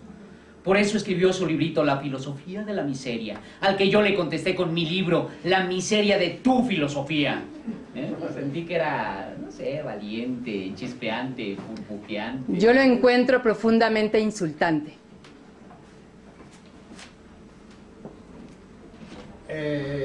La crítica de Jenny, a que pudiera ser más accesible, ¿es un corte populista esto o no? No, es una necesidad que lleva a distinguir entre lo que es propiamente la teoría marxista, necesariamente llena de términos técnicos muy precisos, aquí se han dicho algunos, plusvalía, ley del valor, y otra es la ideología marxista, que es la ideología en sentimientos, en sensaciones, en cantos, en poesía, en discursos, en proclamas, en manifiestos, para atraer a los trabajadores a la lucha anticapitalista.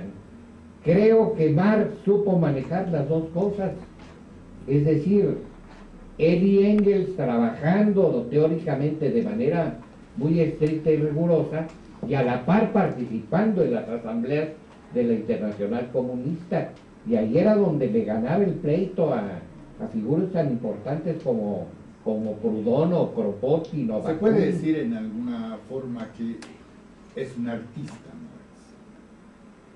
Se puede decir porque recurre a los sentimientos y propone modos de decir las cosas poéticos.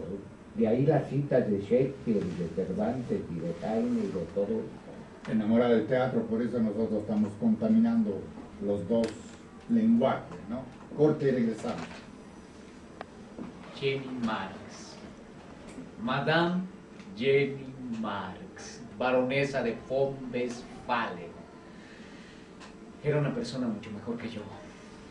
Era ella que me impulsaba, me animó a comprometerme con la causa de los trabajadores de Londres. Vino conmigo cuando me invitaron a participar en la primera reunión internacional de los trabajadores.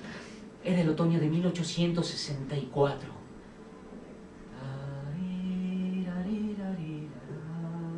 2000 personas llenaban el Salón San Martín.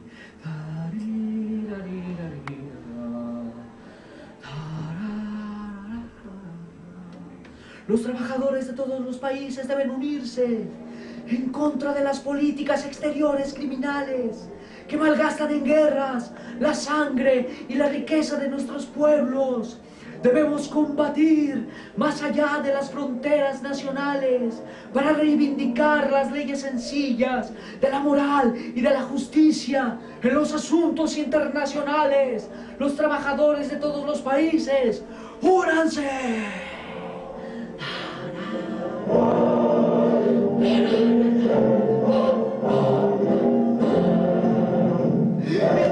Sí le emocionaba, le entusiasmaba. Era ella el verdadero sostén de nuestra familia, aunque tuviéramos el agua y el gas cortados.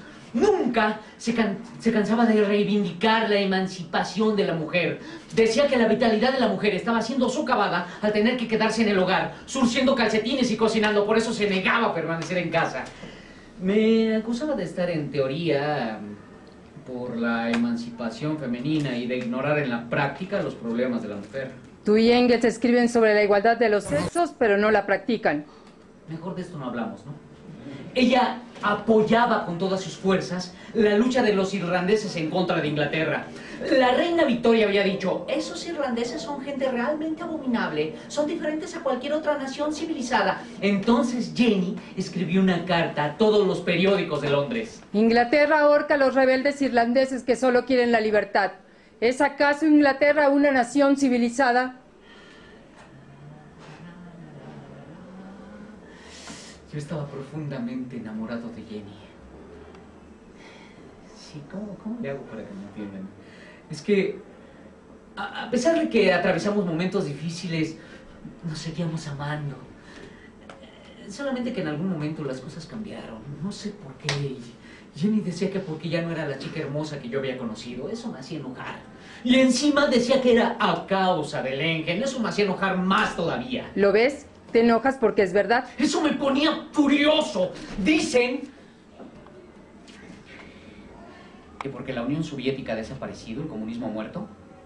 ¿Acaso saben esos idiotas lo que es el comunismo?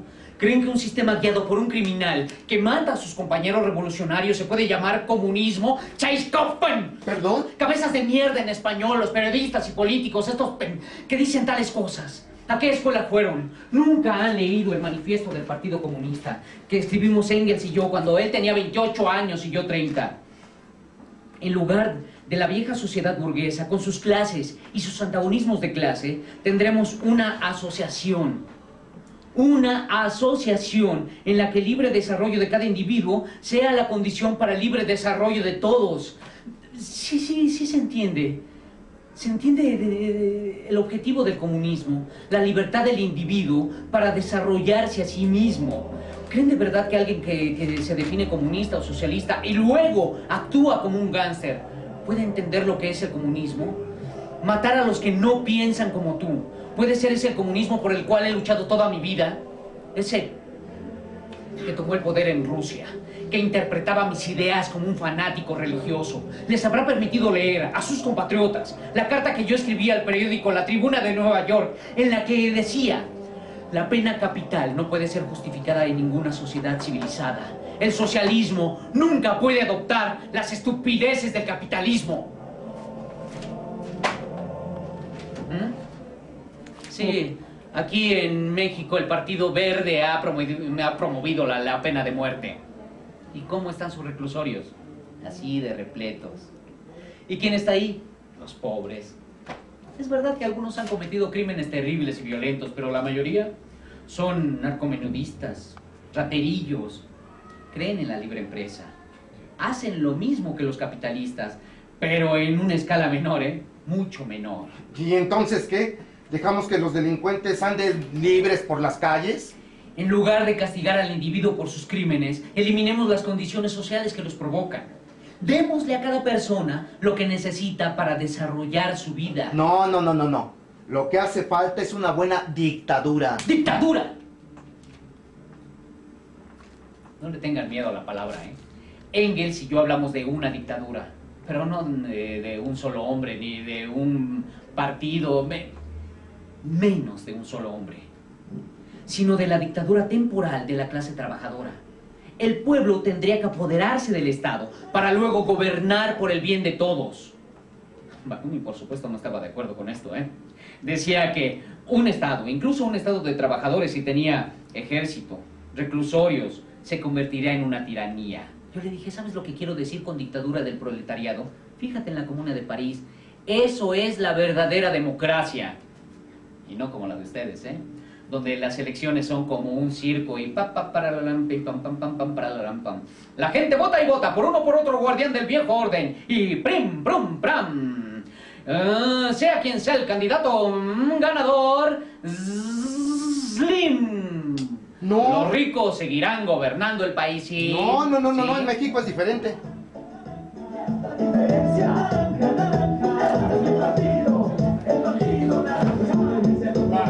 Poca de ironía, pero la verdad que no es que con la ironía se resuelve mucho. El corte que Howard Zinn, el autor del texto teatral, es un corte feminista en este sentido, ¿no? La esposa, que además fue muy importante, la esposa de Marx, Jane, lo acusa y hace subrayar los defectos burgueses, ¿no? Esto es, muchas veces uno hablando de Marais dice sí, pero algo, como dice hoy, es el comportamiento privado y las bonitas palabras públicas. Un buen comunista, como diría Gramsci, tiene que ser coherente. Hasta donde lo hace posible la vida privada es pública. La moral dominante, ¿no? Marx tuvo un hijo con Gretchen, con su criada, un hijo que murió siendo un pobre trabajador en Inglaterra.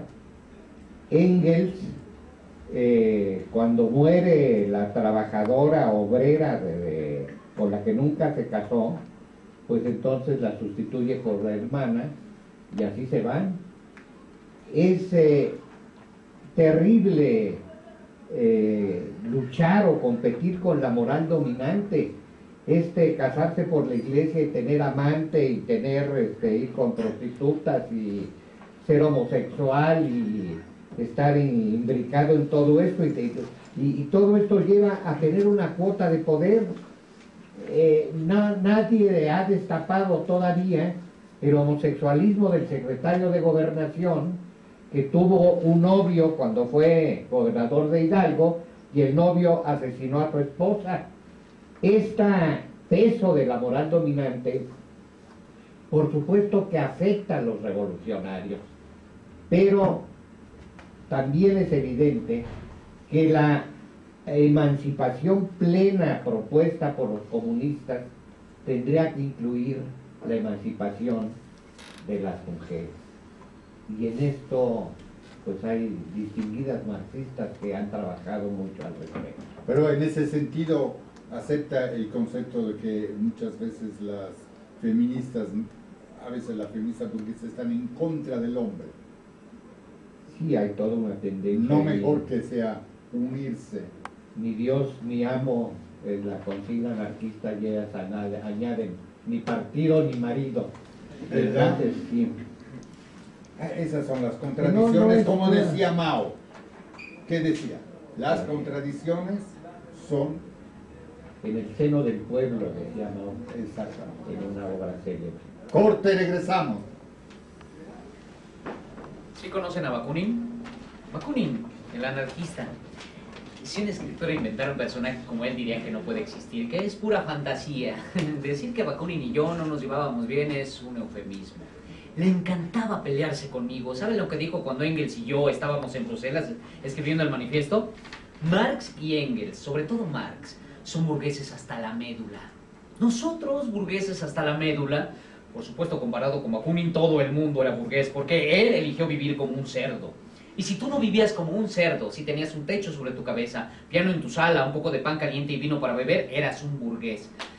Reconozco que el tipo tenía valor. Estuvo preso, fue deportado a Siberia, escapó, recorrió el mundo entero intentando promover la rebelión en todas partes y quería una sociedad anarquista. Y la única anarquía que consiguió estaba en su cabeza. Bueno, ¿nadie ha visto una fotografía de Bakunin? Un gigante, con su cabeza calva cubierta por una gorra gris, barba larga, mirada feroz. No tenía dientes por el escorbuto debido a lo que le daban de comer en la cárcel. Parecía no vivir en este mundo sino en algún mundo de su imaginación. Era insensible al dinero. Cuando lo tenía lo daba, cuando no lo tenía lo pedía prestado, sin ninguna intención de devolverlo. No tenía casa. O mejor dicho, el mundo era su casa. Llegaba a la casa de algún camarada y anunciaba: ya estoy aquí, ¿qué hay de comer? ¿Dónde voy a dormir? En una hora, esa casa era más suya que de sus propios dueños. Una vez estábamos cenando tranquilamente en el Soho cuando irrumpe sin tocar a la puerta, disfrazado de cura, porque la policía lo andaba buscando por toda Europa. Nos sorprendió porque pensábamos que estaba en Italia, o qué sé yo, en algún lugar lejano y promoviendo alguna rebelión. Bueno, el caso es que casi arranca la puerta. Entró, miró a su alrededor, sonrió con su boca desdentada y dijo: buenas noches, camaradas. Y sin esperar respuesta, se sentó a la mesa y empezó a devorar grandes trozos de pan, queso, carne, chorizo y a tragarse el brandy, un vaso tras otro, como si fuera agua. Yo le dije: Mijaíl, por favor, bebe vino, que es más barato. El brandy es carísimo. Tomó un trago de vino y lo escupió. Esto sabe a meados de burro. El brandy me ayuda a pensar con más claridad. Y luego empezó con su exhibición de siempre, pregonando, indicando, ordenando, exhortando. Yo estaba furioso, pero afortunadamente fue Jenny quien le habló. Mijaíl, para allá, papá. Estás consumiendo todo el oxígeno de la habitación. Él soltó una carcajada y siguió. La cabeza de Bakunin estaba llena de basura anarquista, tonterías románticas y utópicas. Yo quería que lo expulsaran de la Internacional, pero Jenny se opuso rotundamente, por supuesto. ¿No te parece ridículo? En cuanto se junta un grupo con apenas 6 revolucionarios, ya están pensando en expulsar a alguno. El desgraciado se quedó con nosotros una semana entera. Bakunin y yo discutíamos y tomábamos y discutía y... Bueno, una noche nos quedamos tomando y discutiendo y tomando y tomando y tomando y tomando hasta que ninguno de los dos podía pararse. Recuerdo que yo me quedé dormido en medio de una de las peroratas de Bakunin y él me despertó sacudiéndome. Todavía no he terminado de exponer mi punto de vista, me dijo. Eran los días gloriosos del invierno de 1871. Cuando la Comuna tomó el poder en París. La Comuna de París. Bakunin les cayó con toda su mole en esa revolución, pero los franceses sí lo entendían, ¿eh? Decían: el primer día de la revolución Bakunin es un tesoro. El segundo día, mejor matarlo. Bakunin y yo discutíamos y bebíamos, bebíamos y discutíamos, discutíamos y bebíamos, bebíamos y discutíamos, discutíamos y bebíamos. Mijaíl, tú no entiendes el concepto de Estado proletario. No podemos eliminar el pasado por un momento de exaltación. Tenemos que construir una nueva sociedad sobre los restos del viejo orden, el Estado proletario. Eso lleva tiempo. ¡No, pendejo!, me dijo. En cuanto el pueblo acabe con el viejo orden, tiene que vivir en libertad inmediatamente o la perderá. El asunto empezó a ponerse ofensivo. Eres demasiado estúpido para entenderlo. El brandy había hecho su efecto. Marx, eres un arrogante hijo de puta. Como siempre eres tú quien no entiende. Piensas que los trabajadores harán la revolución basada en tus teorías. No les preocupa ni una mierda tus teorías. Su rabia surgirá espontáneamente y harán la revolución sin lo que tú llamas tu ciencia. Es más, escupo en tus teorías y escupí en el suelo, cerdo. Mijaíl, puedes escupir en mis teorías, pero no en el suelo de mi casa. Límpialo inmediatamente. Siempre supe que eras un tirano y un déspota. Y yo siempre supe que tú eras un eunuco. Se puso furioso, rugió, parecía un animal prehistórico y se abalanzó sobre mí. Rodamos por el suelo, pero estábamos tan borrachos que apenas podíamos hacernos daño y nos quedamos ahí tirados, jadeantes.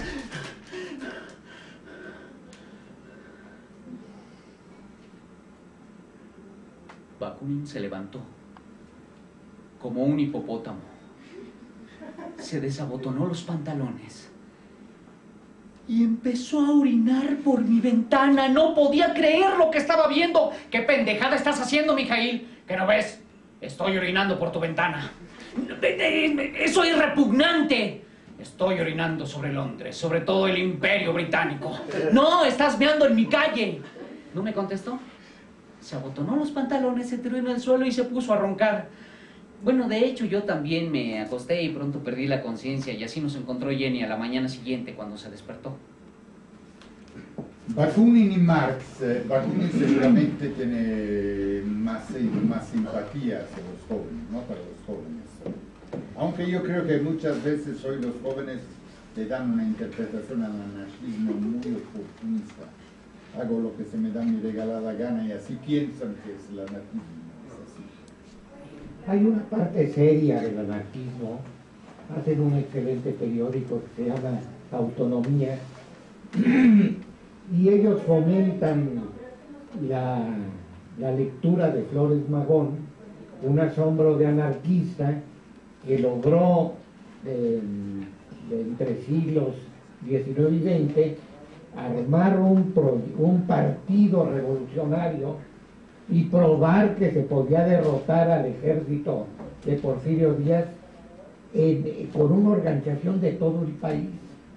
Si Flores Magón pudo hacer esto, luchar así contra el Estado, hacer las propuestas que fundamentaron la posición frente a los trabajadores y frente a los campesinos, que luego incorporó mal la Constitución de 1917, pues habría que hacerle caso a un excelente pequeño libro que se llama Marx anarquista, en donde confronta a Bakunin con Marx y encuentra coincidencias en la necesidad de destruir al Estado.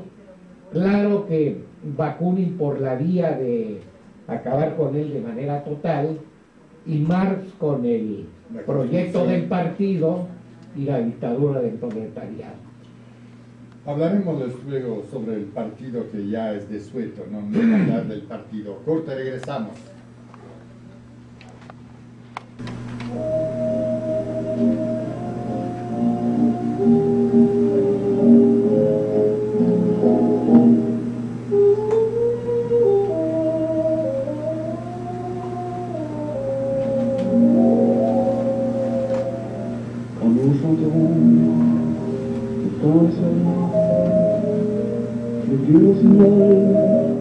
Todos tendrían que entender el valor de la Comuna de París, ese glorioso episodio de la historia humana.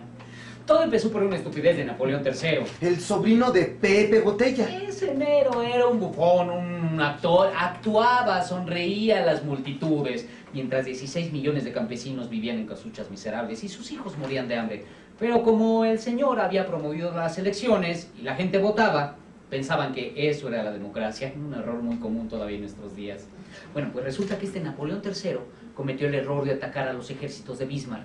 Fue derrotado rápidamente y las tropas alemanas victoriosas marcharon sobre París, pero fueron recibidas por algo mucho más devastador que el ruido de los cañones. El silencio. Encontraron las estatuas de París cubiertas con paños negros y una inmensa, invisible resistencia silenciosa. Desfilaron rápido por el Arco del Triunfo y sabiamente se fueron. Y el viejo orden, la República, los liberales, como se llamaban a sí mismos, no se atrevían a volver a París, temblaban de miedo, porque al irse los alemanes, París estaba ahora tomada por los trabajadores, las amas de casa, los empleados, los intelectuales, los ciudadanos armados. El pueblo de París no formó un gobierno, sino algo que los gobiernos siempre temen.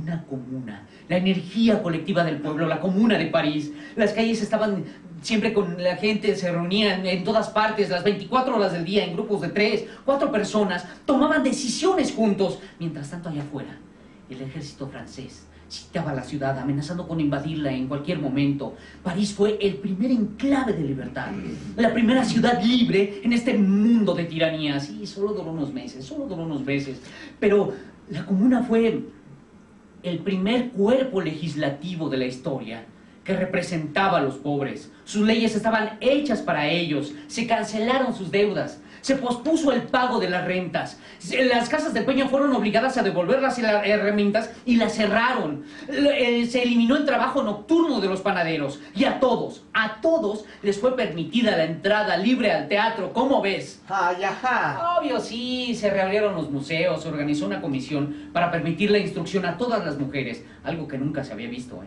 Los comuneros comprendieron la importancia de la educación, no con las palabras, con los hechos. Destruyeron la guillotina, ese instrumento de la tiranía, aunque sea de la tiranía revolucionaria, ¿eh? Sí, eso fue la comuna. Las calles estaban siempre llenas de gente, todos con su bufanda roja, y ondeaba una gran bandera roja que era el símbolo no de un país, sino de toda la raza humana. Hombres y mujeres lloraban de alegría, la gente se discutía en todas partes, participaba de las cosas, las calles eran seguras sin necesidad de policía. Sí, eso es el socialismo. Por desgracia, este ejemplo de la comuna no podía ser permitido. El ejército de la República entró y comenzó la matanza. Los miembros de la comuna fueron llevados al cementerio, puestos contra el muro y fusilados. En total, 30.000 personas fueron asesinadas. La comuna fue aplastada por los lobos y los puercos. La comuna fue... No. La comuna sigue siendo un glorioso episodio de la historia humana.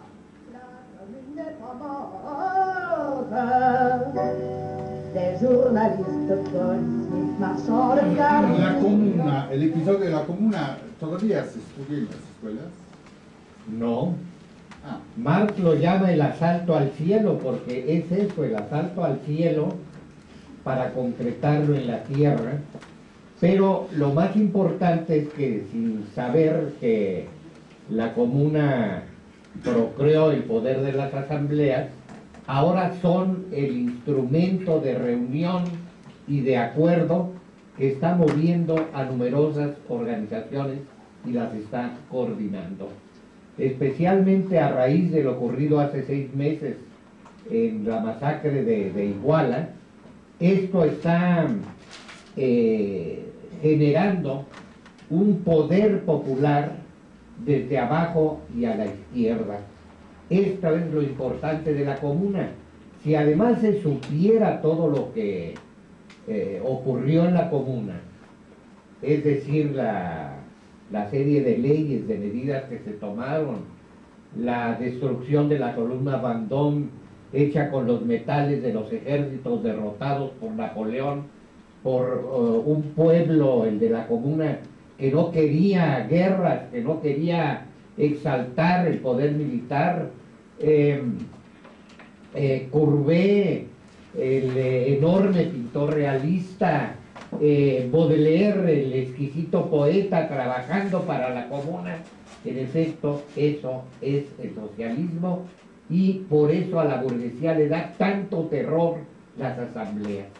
Lo que han hecho en México los compañeros del Instituto Politécnico, y que ojalá siguieran por ese camino, lo que está ocurriendo en Oaxaca desde 2006 contra un gobernador criminal y tirano, esto es la lección de la comuna, que aunque no se conozca en detalle, está, creo que, dando importantes frutos para la otra democracia, que nada tiene que ver. También tenemos que decir, disculpe, que tenemos que decir que no solamente el concepto de la común lo tenemos que tomar como ejemplo eurocéntrico.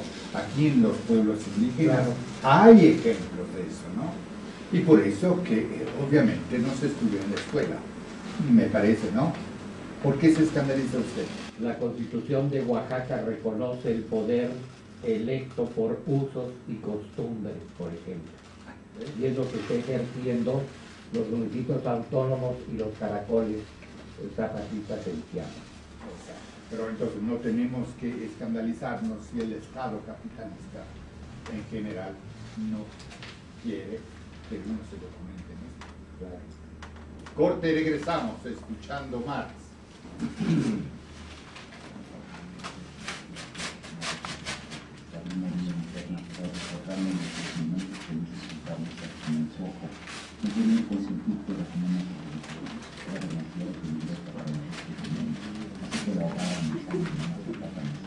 Volumen 5.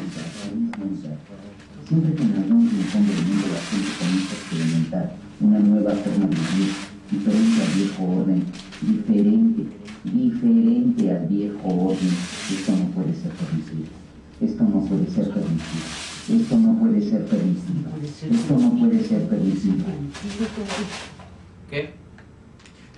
¿El capitalismo ha triunfado por qué? Porque la bolsa ha subido hasta las nubes y los accionistas son ahora más ricos que antes. Ah, pues sí, triunfado, claro, triunfado. Cuando la cuarta parte de los niños de Estados Unidos vive en la miseria, sí, triunfado. Cuando 40,000 de ellos muere antes de cumplir un año de edad, sí, claro, triunfado. En la ciudad de Nueva York, desde antes del amanecer, hay una cola de 100,000 personas esperando por solamente 2,000 puestos de trabajo. Triunfado. Ah, pero ¿qué va a pasar con los otros 98,000 rechazados? Ah, es por eso que ustedes construyen más reclusorios. Ah, pues sí, el capitalismo ha triunfado. Sí. ¿Pero sobre quién? Tienen maravillas tecnológicas, han enviado hombres a la estratosfera, pero ¿qué pasa con los que se quedan aquí abajo? ¿Por qué están tan nerviosos? ¿Por qué tienen colitis, gastritis, neurosis? ¿Por qué se enloquecen y matan? No lo digo yo, están sus periódicos. Aquí está. Sí. Sus políticos están que no caben en sí de orgullo. Dicen que el mundo se mueve hacia un sistema de la libre empresa. ¿Están ciegos o no quieren ver? ¿No conocen el sistema de la libre empresa? Cuando el gobierno no hace nada por los pobres y lo hace todo por los ricos, el gobierno estadounidense dio 100 millones de acres de tierra gratis a la compañía ferrocarrilera. Gratis. Y miró hacia otro lado, cuando los migrantes chinos e irlandeses trabajaban 12 horas diarias en esa misma compañía y morían por el frío o por el calor. Y cuando los trabajadores se rebelaron y fueron a la huelga, ¿qué hizo el gobierno? Mandó al ejército para aplastarlos. ¿Por qué carajos creen que escribí El Capital sino porque conocía la miseria del capitalismo y de su sistema de la libre empresa? En Inglaterra ponían a los niños a trabajar en sus complejos textiles porque sus deditos eran adecuados para manejar los usos. En Massachusetts, en las fábricas de Massachusetts, las niñas entraban a trabajar a los 10 años y morían trabajando a los 25. Las ciudades son hoyos negros de vicio y de pobreza. Eso es el capitalismo de aquel entonces y el capitalismo de ahora. ¿Por qué ya nadie...? Bueno, sí, tienen publicidad en sus revistas, tienen tantas cosas en sus pantallas, sobre todo en sus televisiones, esas pantallas con tantas bonitas imágenes. Ven tanto y saben tan poco. Ya nadie lee libros de historia, pura basura de superación personal. Aniversario de la Guerra del Golfo, una victoria rápida y dulce. Sí, conozco esta clase de victorias rápidas y dulces, que dejan miles de cadáveres y niños que mueren por falta de alimentos y medicinas. En Europa, en África, en Palestina, la gente se mata por las fronteras. ¿Acaso han leído, escuchado lo que yo dije hace 150 años? Eliminen esas ridículas fronteras. No más pasaportes, ni visas, ni guardias fronterizos, ni cuotas de migración. No más banderas, ni promesas de fidelidad a esa intelequia que es la nación. Trabajadores del mundo, únanse. Perdón. Marx. ¿Qué? Déjele un poco de luz, por favor. Quisiera una pregunta, nada más. ¿Qué cosa? En todo el tiempo que ha estudiado, escrito, ¿nunca le ha pasado por la cabeza que pudiera haberse equivocado?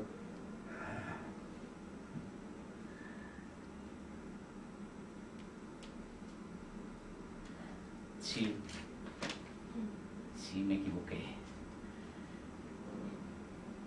No lo hubiera pensado.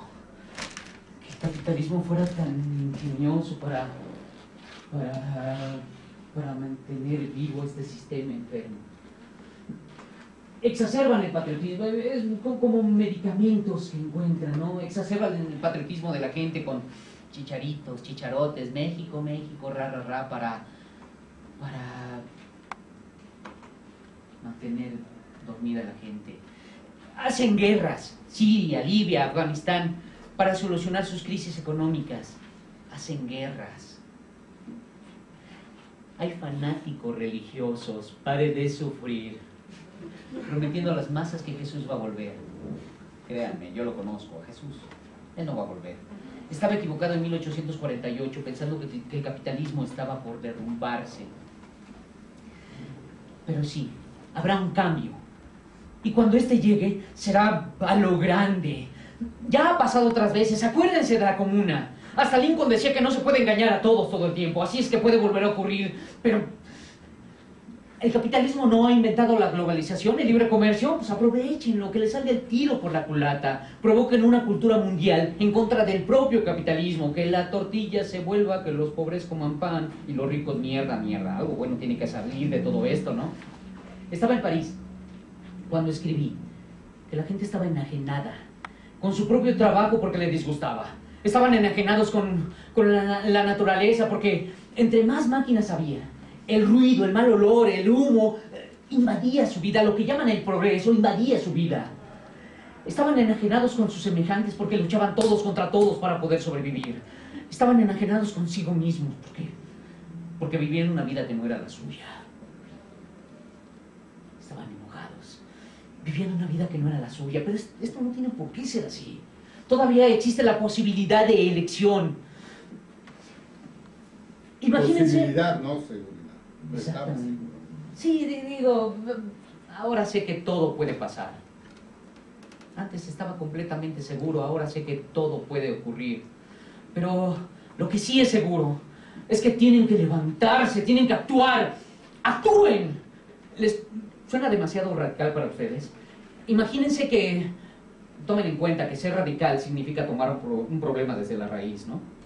Imagínense que tienen forúnculos en todo el cuerpo, que al sentarse les da un dolor tan agudo que tienen que levantarse, tienen que actuar. ¡Actúen! Bueno, ¿no quieren oír más del capitalismo ni del socialismo? Está bien. Aprovechen la riqueza de la tierra, apodérense de lo que necesitan: agua, aire, árboles, hierba. Legalícenla, casas agradables donde vivir. Unas horas de trabajo, pero más horas de ocio. No se pregunten quién lo merece. Todos los seres humanos lo merecen, ¿sí? Ahora sí ya me puedo ir. Es que mi tiempo ya se acabó. Imagínense, bueno, espero que no les haya sido ni siquiera un poco aburrido. Imagínense que esto fue como una segunda venida. La primera, ¿de quién fue? La de Cristo, ¿no? Es que Cristo ahora no pudo y me mandó a mí, a Marx. Y Marx no debió de morir, ay, de morir. Y Marx no debió de morir.